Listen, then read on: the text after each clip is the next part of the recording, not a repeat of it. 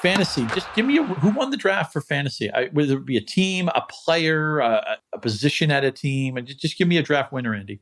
Well, if we're just purely thinking for fantasy purposes, I don't know how you don't like this for. In fact, I'll start at the top of the quarterback ranks. I actually moved Lamar Jackson to my QB1, and not that they took some superstar receiver, but I think the combination of Bateman and Wallace, those were great ads. We've obviously seen Lamar finish as the QB1. I had him like QB3, but I really like what Baltimore added around him. So I think he has a couple of additional weapons that are pretty nifty.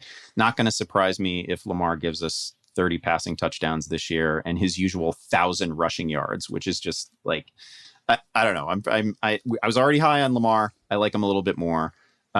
Joe Burrow was I think a pretty clear winner because he's reunited with the best receiver in the draft class, who he also happens to have a great deal of rapport with. I think that's great. They also address, you can quibble about the order in which they address tackle and wide receiver, but they did address the offensive line and receiver. So they now have, like, I don't know who's got a better trio of receivers. Not that many teams.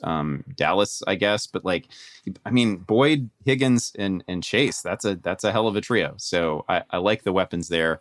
Justin Herbert, I like what the Chargers did. Not that they had like splash ads or anything like that, but that's another team that's sort of building from the inside out, and I like his situation now as well. Yeah, the Chargers are another team. I think I mentioned this with Sammy Reed 2 weeks ago. I think they're a great value to maybe look. If gun to head, I'd have to pick the Chiefs, but when you consider what the odds are, I think the Chargers are probably the best value in the AFC West. So I'm really interested in that. I mentioned Darnold. I want to just mention him again. He's got all the stuff to make him successful. If he can't succeed now, it's on him, or he's gotten mono again or chickenpox again or whatever it is. He's having the Andy Behrens, Iowa medical curse